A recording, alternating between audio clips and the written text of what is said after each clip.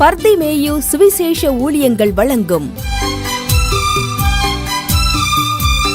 நற்செய்தி நேரம். தேவ செய்தி பாஸ்டர் ஆர். அகஸ்டின். இந்த நாளில் உங்களை மறுபடியும் சந்தித்து ஆண்டவருடைய வார்த்தையை சொல்லுவதிலே நான் மகிழ்ச்சி அடைகிறேன். நான் கடந்த வாரத்தில் உங்களோடு பேசினேன், முறுமுறுப்பு இல்லாமல் உபசரிக்க வேண்டும் என்றேன். இந்த வாரம் உங்களோடு பேசுகிறேன், சகோதர சிநேகத்திலே ஒருவருக்கொருவர் பட்சமாயிருக்க வேண்டும். முதல் செய்தியில் சொன்னேன் காயின் ஆபேலை குறித்து. இரண்டாவது செய்தியில் சொன்னேன், எனக்கு அன்பானவர்களே, அன்றைக்கு மோசே ஆரோன் மிரியாமுக்குள் இருந்த சகோதர சிநேகத்தை குறித்து. இன்றைக்கும் இப்போ ஒரு காரியத்தை சொல்ல போகிறேன். சகோதர சிநேகத்தை குறித்து பட்சமாக இருந்தாங்களா, எப்படிப்பட்டவர்களுக்குள்ளே அந்த பட்சமாக இருக்க முடியலை அப்படிங்கிறத காண்பிப்பதற்கு இன்றைக்கும் உங்களோடு பேச போகிறேன். தயவு செய்து இந்த நிகழ்ச்சியை பார்க்கிற போது நீங்கள் ஒரு காரியத்தை மறக்கவே கூடாது. என்ன பிரதர்மிங்க, உங்கள் பைபிள் எங்கே இருந்தாலும் சரி, தேடி கையில் எடுத்து ஆதியாகமம் 37வது அதிகாரம் 18வது வசனத்தையும் 19வது வசனத்தையும் தேடி கையில் எடுத்துக்கிறீங்களா? அப்படி எல்லாம் எடுக்கிற வரைக்கும் நீங்களும் நானும் சேர்ந்து பாடுவோமா?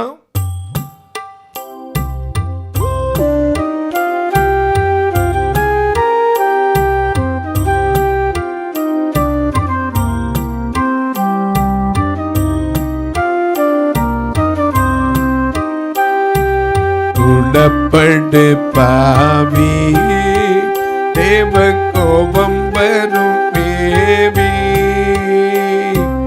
குணப்படு பாவி, தேவ கோபம் வரும் மேவி. குணப்படு பாவி, தேவ கோபம் வரும் மேவி. இப்போ குணப்படு பாவி.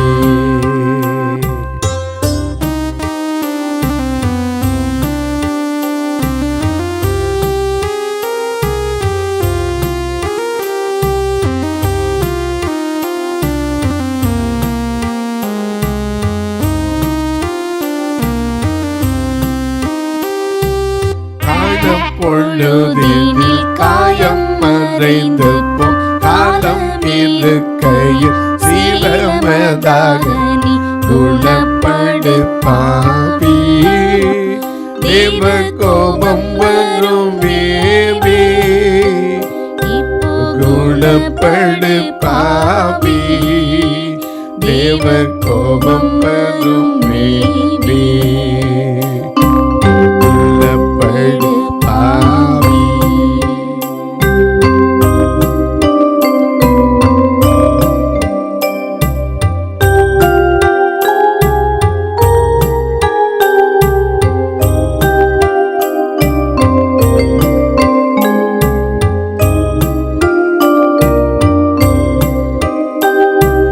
கர்த்தனை நீ மறந்தா, அவர் கற்பனையை துறந்தா.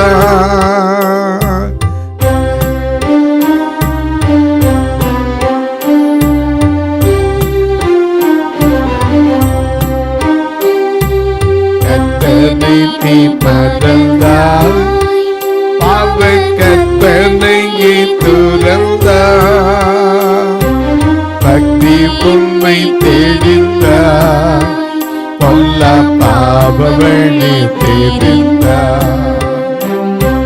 புத்தி கெட்ட ஆட்டுக்குட்டியை ஓடிவா, உத்தமமை பர் கத்தி அழைக்கிறார். குணப்படு பாவி, தேவ கோபம் வரும் மேவி.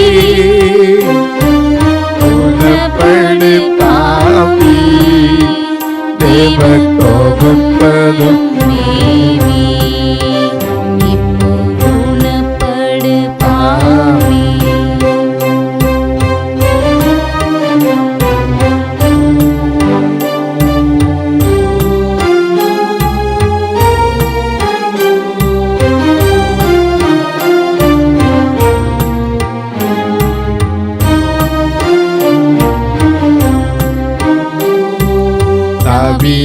ரசனை போல் தன்னை தாழ்த்தும் மனாசையை போல்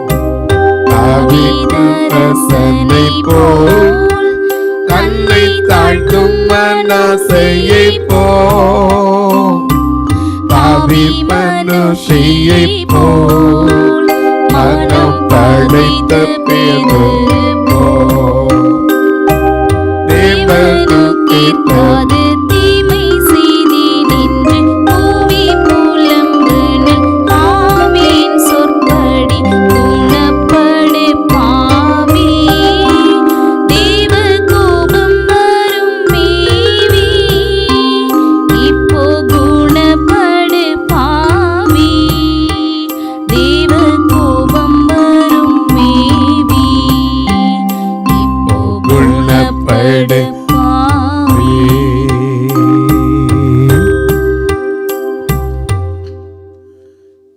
வாசிக்க கேட்போமா? ஆதியாகமம் 37:18-19. அவர்கள் அவனை தூரத்தில் வர கண்டு. இந்த அவர்கள்ங்கிறது யார் தெரியுமா? யோசேப்பின் சகோதரர்கள். இதுதான் அவர்கள் கூட பிறந்தவன். ஏன்னா ஒரு காலத்தில் ஒன்றா விளையாண்டு ஒன்றா நடந்து ஒன்றா சாப்பிட்டு ஒரே வீட்டில் வளர்ந்தவங்க. இவங்களுக்குள்ள இப்போ தூரத்தில் வந்துக்கிட்டு இருக்கான். யாரு? யோசேப்பு. இங்கே இருக்கிறது எத்தனை பேர்? 11 பேர். ஆனால் அவன் வர்றது 10. ஆமாம், தம்பி இல்லை, பெஞ்சமின் இல்லை, அவன் இல்லை, 10 பேர். இவன் ஒரே ஒருத்தன். எதுக்கு வாரான் அப்படின்னா ஆதியாகமம் 37:12 வாசிக்க கேட்போம். பின்பு அவன் சகோதரர் சீகேமிலே தங்கள் தகப்பனுடைய ஆடுகளை மேய்க்க போனார்கள். அப்பொழுது இஸ்ரவேல் யோசேப்பை நோக்கி, அந்த யாக்கோபு என்கிற இஸ்ரவேல் யோசேப்பை நோக்கி, உன் சகோதரர் சீகேமிலே ஆடுகளை மேய்க்கிறார்கள், ஆடு மேய்க்கிறார்களாமே, உன்னை அவர்களிடத்துக்கு அனுப்ப போகிறேன், வா என்றார். அவன் இதோ போகிறேன் என்றான்.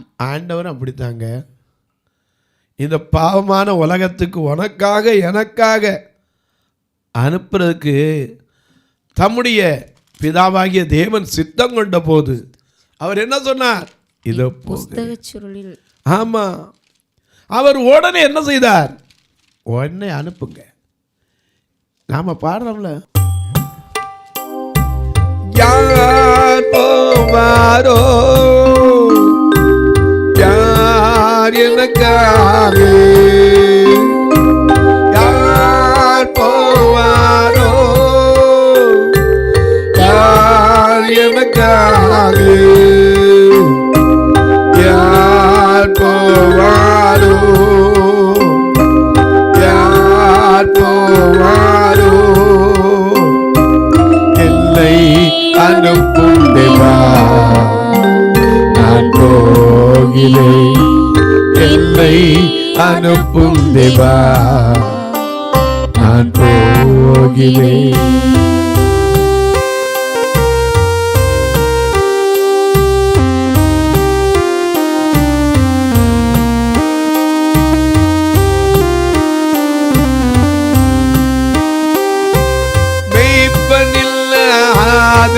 ஆட்டை போ அலைந்திடும் மக்கள் முன்னே,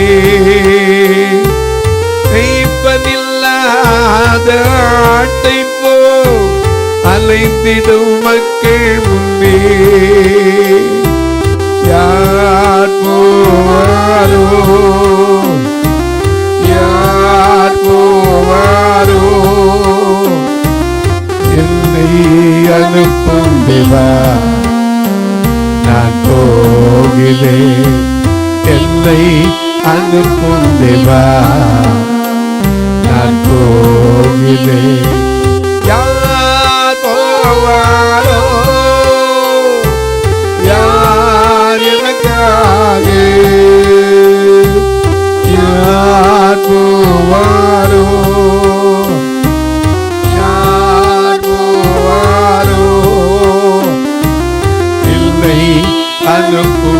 தேவா நான் போகிறேன், என்னை அனுப்பும் தேவா நான் போகிறேன்.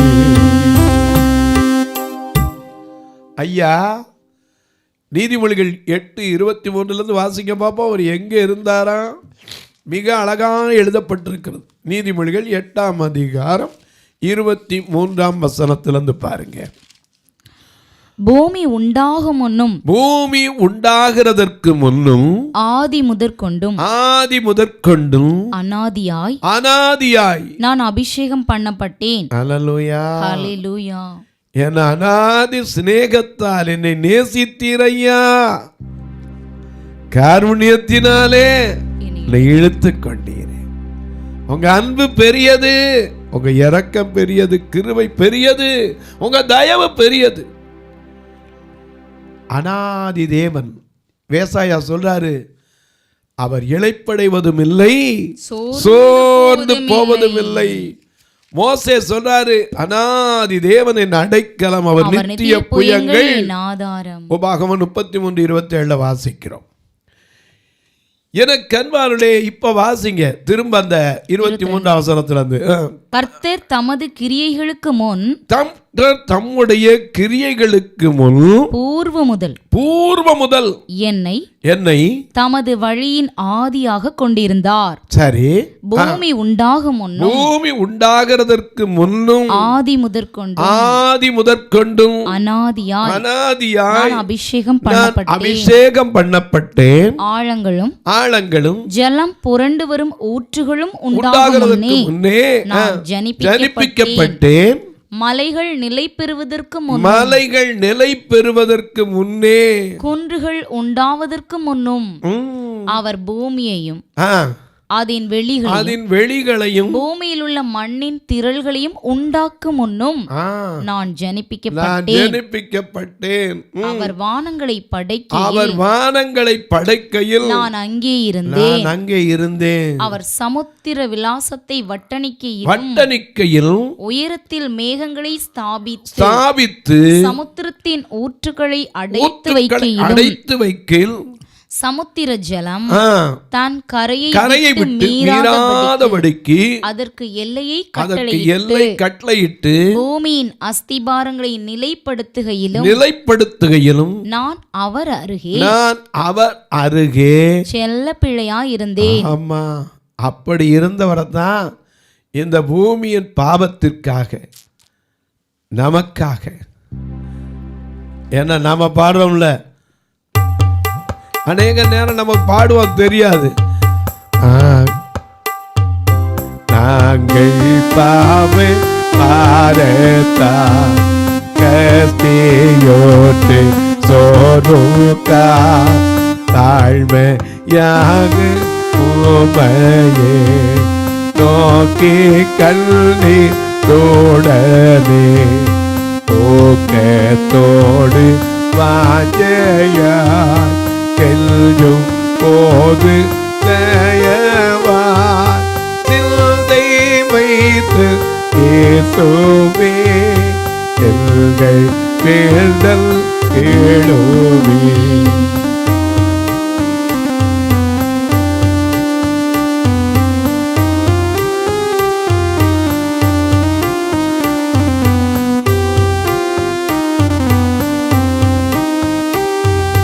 மோட்சத்தை நீ மீட்டதும் மாதராய் தந்ததும் ஏழையாய் வளர்ந்ததும் பூத்த பசி தாகமும் சாவை வேந்த சத்துவம் பரமேதும் தற்போதும் சிந்தை வைத்து இயேசுவே எங்கள் வேண்டல் கேளுமே.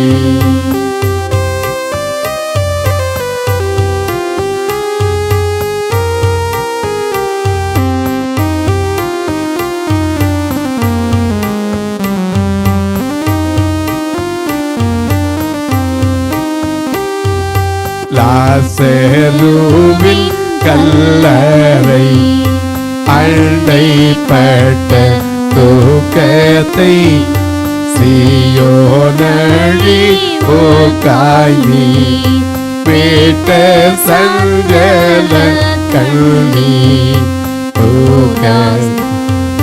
பாஞ்சயா கேடும் போது தயவாய் சிந்தை வைத்து இயேசுவே எங்கள் வேண்டல் தோழி.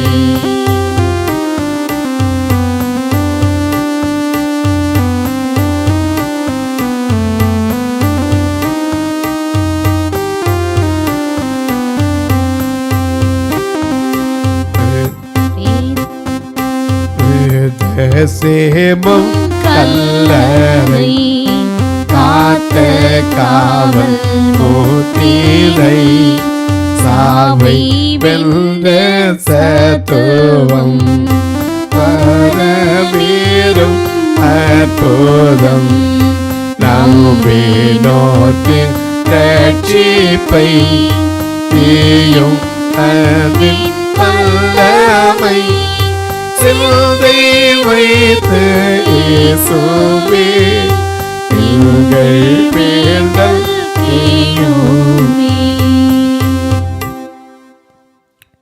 அவரும் இந்த பூமியில எவ்வளவோ செஞ்சு பார்த்துட்டு கடைசியில் அனுப்பினார்.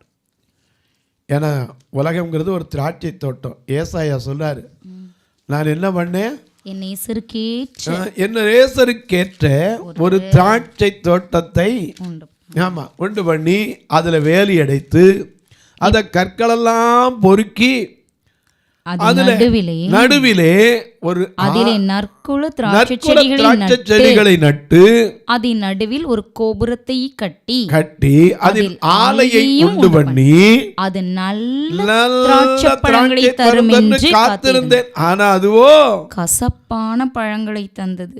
ஆமா, உடனே அடிச்சது தள்ளிடல, இறங்கி வந்து மீட்பதற்குத்தான் வந்தார். அவர் அங்கே இருந்தவர். ஆதியில பூமி உண்டாகிறதுக்கு முன்னாடி, சமுத்திரத்தை வட்டணிக்கிற முன்னாடி, சமுதிரம் உண்டாகிறதுக்கு முன்னாடி அவர் தம்முடைய குமாரத்தில் இருந்தவரை கேட்கிறார், எப்ப இந்த பாவ உலகம், ஏன்னா மனுஷனுடைய அக்கிரமம் பூமியிலே பெருகிற்று என்றும் அவன் நினைவுகள் நித்தமும் பொல்லாதவைகள் என்றும் கண்டு உண்டாக்கினதற்காக மனஸ்தாபப்பட்டார். விசனமாயிருந்தது. ஆனா ஜலப்பிரளயத்தை உண்டு பண்ணி பார்த்தோம், திரும்பவும் பாவத்துல போயிட்டாங்க. அப்படி போனதுனால மீட்பதற்கு தீர்க்கதரிசிகளை அனுப்பினார். ஆனா தீர்க்கதரிசி சொன்னதை கேட்டாங்களா? அதனாலதான் பின்னாடி வந்த இயேசு சொன்னார், எருசலேமே எருசலேமே, தீர்க்கதரிசிகளை கொலை செய்து உன்னிடத்தில் அனுப்பப்பட்டவர்களை எல்லாம் கல்லறிகிறவளே. லூக்கா 13:34. கோழி தன் குஞ்சுகளை கூட்டிச் சேர்க்கும் வண்ணமாய் எத்தனையோ முறை உங்களை கூட்டிச் சேர்க்க மனதாய் இருந்தே உங்களுக்கோ மனதில்லாமற் போயிற்று. இயேசு கிறிஸ்து யோசேப்பு ஒண்ணுதாங்க. இயேசு கிறிஸ்து அனுப்பப்பட்டார். எதுக்காக? லூக்கா 19:10 படி இழந்து போனதை தேடவும் ரட்சிக்கவுமே மனுஷகுமாரன் வந்திருக்கிறார் என்றார். அதே போல அனுப்ப போற உலகம் எப்படிப்பட்டது அவருக்கு தெரியாதா? தெரியும். இந்த யாக்கோபுக்கு அதே போல யோசேப்பு போறானே, அனுப்புறேங்கிறாரே, அவங்க சகோதரர் எப்படி இருந்தாங்க தெரியாதா? யாக்கோபுக்கு நல்லா தெரியும். தெரிஞ்சிருந்தா இன்னைக்கு சொல்றேன், நம்மளை பார்த்து இயேசு சொன்னார், இதோ வானத்திலும் பூமியிலும் சகல அதிகாரம் உங்களுக்கு கொடுக்கப்பட்டிருக்கிறது, நீங்கள் புறப்பட்டு போய் சகல ஜாதிகளையும் சீஷராக்கி நான் உங்களுக்கு பரிசுத்தாவியின் நாமத்தினாலே அவர்களுக்கு ஞானஸ்தானம் கொடுத்து நான் உங்களுக்கு கட்டளையிட்ட யாவையும் அவர்கள் கைக்கொள்ளும்படி அவர்களுக்கு உபதேசம் பண்ணுங்கள். உலகத்தின் முடிவு பரியந்தம் சகல நாட்களில் உங்களோடு கூட இருக்கிறேன்னு தைரியம் கொடுத்தவர் இன்னொரு வார்த்தை சொன்னார், ஓநாய்களின் மத்தியிலே உங்களை ஆட்டுக்கடாக்களை அனுப்புகிறதை போல உங்களை அனுப்புகிறேன். பட்சிக்கிற ஓநாய்கள் இருக்கும். அதன் மத்தியில் தான் அனுப்புகிறாரு. உடனே அப்பா அப்படிப்பட்ட பிரச்சனை வேண்டாம் அப்படின்னு ஓடிட முடியுமா? ஏன்னா நம்ம பார்த்து கேட்பார். என்ன கேட்பாரு? உலகோர் உன்னை பகைத்தாலும் உண்மையாய் அன்பு கூறுவாயா? உற்றார் உன்னை வெறுத்தாலும் உந்தன் சிலுவையை சுமப்பாயா? நம்ம பாடுறோம்ல,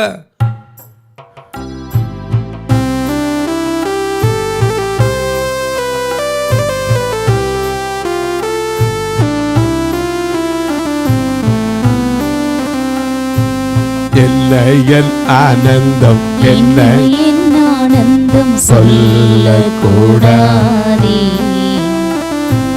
என்ன என் ஆனந்தம், என்ன என் ஆனந்தம் சொல்லக்கூடாதே. மன்னன் கிறிஸ்து என் பாவத்தை எல்லாம் மன்னித்து விட்டார். மன்னன் கிறிஸ்துவின் பாவத்தை எல்லாம் மன்னித்து விட்டாரே.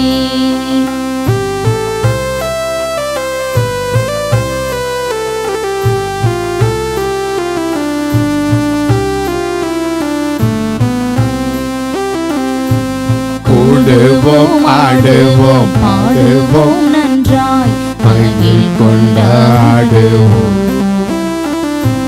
கூடுவோம் ஆடுவோம் பாடுவோம் நன்றாய் மகிழ் கொண்டாடுவோம்.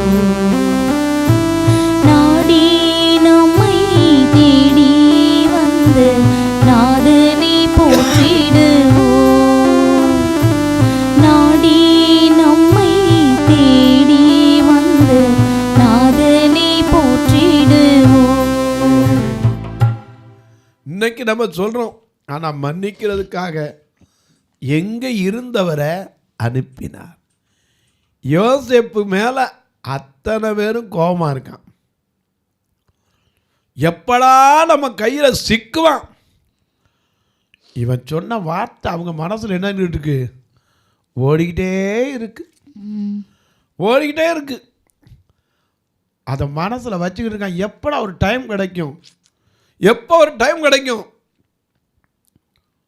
ஏன்னா யாக்கோபு இவனுக்கு ஒரு சட்டையை தச்சு கொடுத்தாரு. அதே அவங்களுக்கு என்னது? பொறாமை. அது மட்டும் இல்லை, இவங்க செய்கிற துன்மார்க்கத்தெல்லாம் போய் அப்பாட்ட என்ன செய்வான்? சொல்லிடுவான். அதை காணா குறைக்கு 2 சொப்பனத்தை வேற கண்டு சொன்னான். எப்படா வருவான் அப்படின்னு பார்த்துக்கிட்டு இருந்தவங்க இப்போ தூரத்தில் வர்றான். அப்படி வரும்போது அவங்க பார்த்து பேசுறத வாசிக்கலாம். 37:18. அவர்கள் அவனை தூரத்தில் வர கண்டு அவன் தங்களுக்கு சமீபமாய் வரும் முன்னே. இன்னைக்கு எல்லாம் கவனிங்க, சகோதரருடைய செயல் இப்படிதான். நீ கிட்ட போனோட செஞ்சான்னா கண்டுபிடிச்சிருவேன். பார்ப்பதற்கு எப்படி இருக்கான்? நல்லவன் போல இல்லையா? நல்லவன் யாரு, கெட்டவன் யாரு, அதான் கண்டுபிடிக்கவே முடியாது உலகத்தில். நல்லவர்கள் அப்படின்னா அவருக்கு ஒரு அடையாளம், கலரு வித்தியாசம் இருக்கவா செய்து? கிடையாது. எல்லாம் நல்லவனாக தான் தெரியுது. ஆனால் கிட்ட போய் பார்த்தா தான் தெரியும் யார் நல்லவங்க யார் கெட்டவங்க. அதனால தான் வேதம் அழகாக இன்னொரு பக்கம் சொல்லியிருக்கு.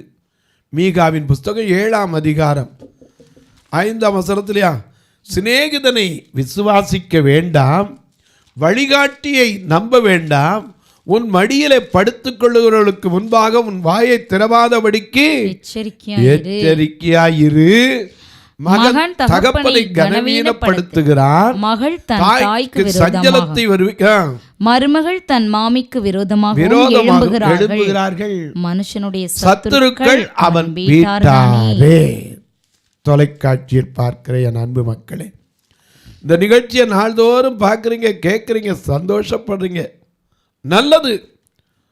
ஒரு வார்த்தை உங்களுடைய ஜெபத்தில் இந்த ஊழியத்துக்காக ஜெபிக்கிறீங்களா? நான் யார்ட்டையும் போய் கட்டாயப்படுத்தி எதையும் கேட்டதில்லை, கேட்க போகிறதில்லை. ஏன்னா நான் நம்புகிறவர் சர்வ வல்லவர், சாவை வென்றவர், எவரையும் மேன்மைப்படுத்துகிறவர், ஐஸ்வர்யம் கனமும் அவர்கிட்ட இருக்கு. அவரை நம்பி நிற்கிறது. நீங்களும் ஒரு வார்த்தை உங்களுடைய தனிப்பட்ட ஜெபங்களிலே வைத்துக் கொள்ளுங்கள். இது தொடர்ந்து வருவதற்கு ஏன்னா எங்களுடைய சபை 2 சபை உண்டு, 2மே பார்வை இல்லாதவங்களுக்கு, 2 கண்ணு தெரியாதவங்க, கால்கை முடியாது, இவங்க மத்தியில் தான் இந்த ஊழியம். எதுவும் வருங்கிறதுக்கு இல்லை, அவங்களுக்கு ஏதாவது செய்யக்கூடுமா, ஏன்னா அவர்களோடு அவர்களாக நான் இருப்பதுனால எனக்கு அந்த பாரம் வந்தது. நீங்கள் கேட்கலாம், சரி பிரதர் நல்லது தான், நாங்களும் உதவி, எப்படி உங்களுக்கு தொடர்பு கொள்வது? இங்கே நம்பர்கள் வரும், ஃபோன் நம்பர்கள், ஜிபே, ஃபோன்பே எல்லாம் உண்டு, நீங்கள் தொடர்பு கொள்ளலாம், என்னிடத்திலும் கேட்கலாம். அது மட்டும் இல்லை, உங்கள் ஜெப காரியம் எது இருந்தாலும் சரி, எந்த காரியத்துக்காக ஜெபிக்கணும்னாலும் காலை 10 மணிக்கு மேலே தாராளமாக சொல்லுங்கள், உங்களுக்காக ஜெபிப்பேன். இப்போ உங்களுக்காக ஜெபிக்கட்டுமா? நல்ல பிதாவே, நன்றியோடு துதிக்கிறோம் சுவாமி. இந்த அருமையான நல்ல நாளிலே நாங்கள் கற்று வருகிறோம், சகோதரர்களுக்குள்ளே சிநேகத்திலே பட்சமாயிருக்க வேண்டும் ஒருவருக்கொருவர் என்பதை எங்களுக்கு தெரியாதல்ல, ஆனால் எங்களால் அதை அபியாசப்படுத்த முடியலை சுவாமி. அதை ஒவ்வொருவருக்கும் கற்றுக்கொடும். இந்த ஊழியத்தை தாங்குகிற, ஜெபிக்கிற, கொடுக்கிற எல்லா மக்களையும் ஆசீர்வதி. இந்த நாளில் திருமண நாள், பிறந்த நாள், தமக்கு வேலை கிடைத்த நாள், தமனுக்கு அன்பான அன்பிற்குரியவர்களை இழந்த நாட்கள் யார் யார் நினைவு கூறுகிறார்களோ அவர்களுக்கெல்லாம் ஆறுதலும் சந்தோஷமும் சமாதானமும் கிடைக்கட்டும். தேர்வு எழுதுகிற பிள்ளைகளுக்கு நல்ல தேர்வில் வெற்றி பெறட்டும் ஐயா. நல்ல ரிசல்ட்டை எதிர்பார்க்கிற பிள்ளைகளுக்கு நல்ல ரிசல்ட் வரட்டும். தாம் விரும்புகிற கல்விகளிலே அடியெடுத்து வைப்பதற்கு தேவன் அவருடைய ஞானத்தை பரிபூர்ணமாய் கொடுத்த ஆசீர்வாதம். இயேசுவின் நாமத்தில் ஜெபிக்கிறேன் நல்ல பிதாவே, ஆமென். சபை ஆராதனை ஞாயிறு காலை 10 மணி முதல் 12 மணி வரை. இடம் பர்திமேயு சுவிசேஷ ஆலயம், அன்னை சத்யா நகர், இளமனூர் அஞ்சல், சக்கிமங்கலம் வழி, மதுரை மாவட்டம். பின்கோட் 625201 மற்றும் பர்திமேயு சுவிசேஷ ஜெப வீடு, flat number 107, Eden garden, Muthur, Tirunelveli. Pincode 627011. சிறப்பு உபவாச கூட்டம் ஒவ்வொரு மாதமும் 2வது சனிக்கிழமை காலை 10 மணி முதல் 1 மணி வரை நாகர்கோவில் YMCA ஹாலில் வைத்து நடைபெறுகிறது. மற்றும் ஒவ்வொரு மாதமும் 4வது சனிக்கிழமை காலை 10 மணி முதல் 1 மணி வரை திருநெல்வேலி புதிய பேருந்து நிலையம் அருகில் உள்ள கிரேஸ் ஹாலில் வைத்து நடைபெறுகிறது. எங்கள் எல்லா ஆராதனைகளிலும் கலந்து கொண்டு தேவனை மகிமைப்படுத்த அன்பாய் அழைக்கிறோம். உங்கள் உதாரத்துவமான காணிக்கைகளினால் இவ்வூழியத்தை தாங்க விரும்பினால் R Augustin, account number 5021364331, IFSC code IDIB 000B066, Indian bank, BP Kulam, Madurai. GPay number 9842181917, BGM ministries மற்றும் 9442559772, பிளைண்ட் மினிஸ்ட்ரீஸ் அகஸ்டின். உங்கள் தொடர்புக்கு பாஸ்டர் ஆர் அகஸ்டின், பர்திமேயு சுவிசேஷ ஊழியங்கள், நாகமலை, புதுக்கோட்டை, மதுரை 625019. தொலைபேசி எண்கள் 9842181917 மற்றும் 9442559772. கர்த்தர் தாமே உங்களை ஆசீர்வதிப்பாராக.